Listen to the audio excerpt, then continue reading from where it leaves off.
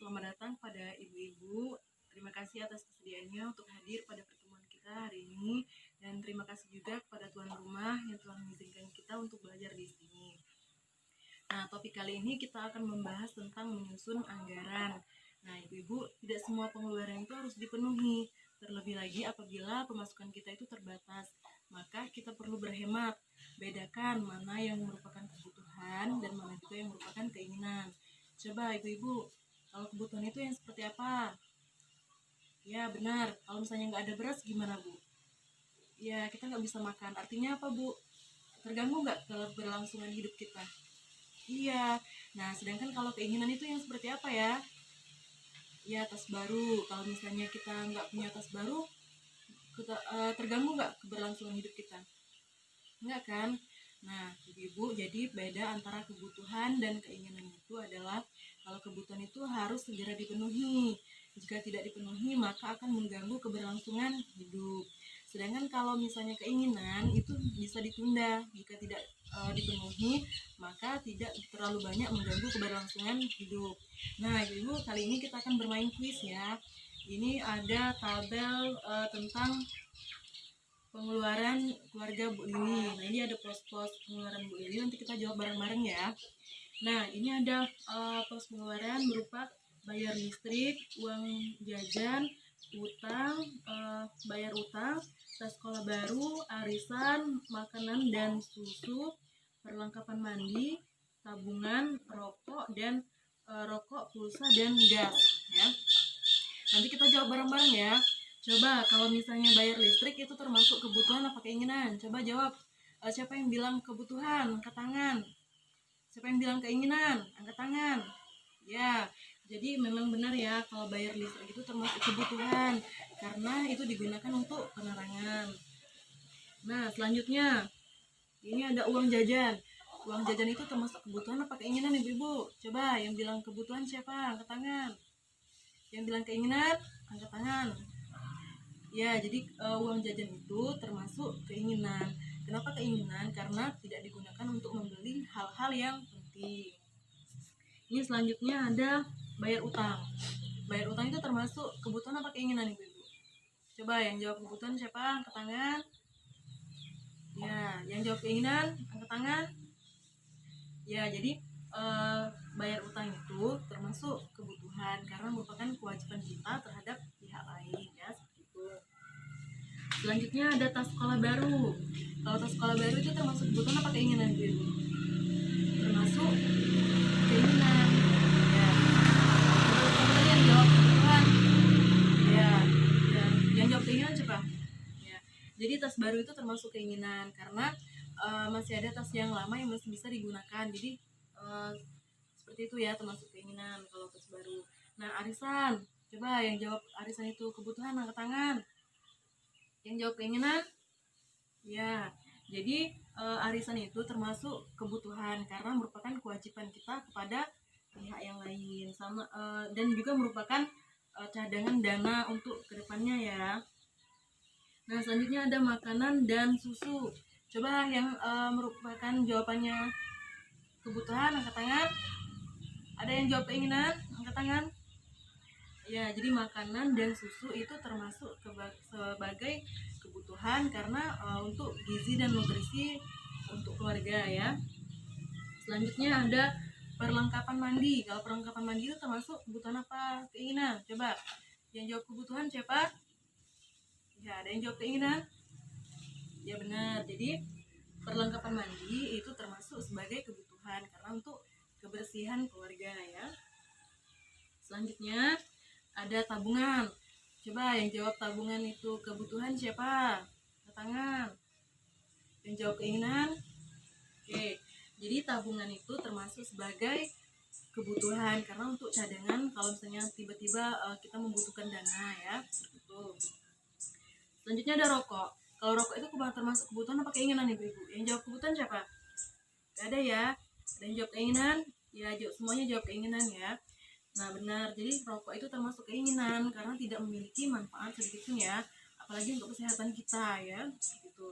Selanjutnya ada pulsa. Kalau pulsa termasuk pulsa telepon itu termasuk kebutuhan apa keinginan? Coba yang jawab kebutuhan, angkat tangan.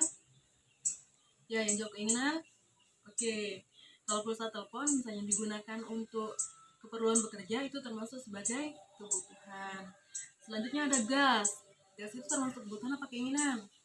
Coba yang jawab kebutuhan siapa? Yang jawab keinginan? Ya. Jadi yang gas merupakan kebutuhan karena digunakan untuk memasak ya, seperti itu. Nah, Ibu, jadi untuk menyeimbangkan antara pemasukan dan pengeluaran, maka kita perlu mengurangi, menunda, atau membatalkan pengeluaran yang termasuk keinginan. Coba kita lihat kembali nih di tabel. Tadi yang termasuk kebutuhan itu yang termasuk keinginan apa aja? Ada uang jajan, tas sekolah baru, dan juga ada rokok ya. Kalau uang jajan itu bisa dikurangi ya jumlahnya. Nah, sedangkan kalau tas sekolah baru itu merupakan keinginan yang bisa ditunda pemenuhannya.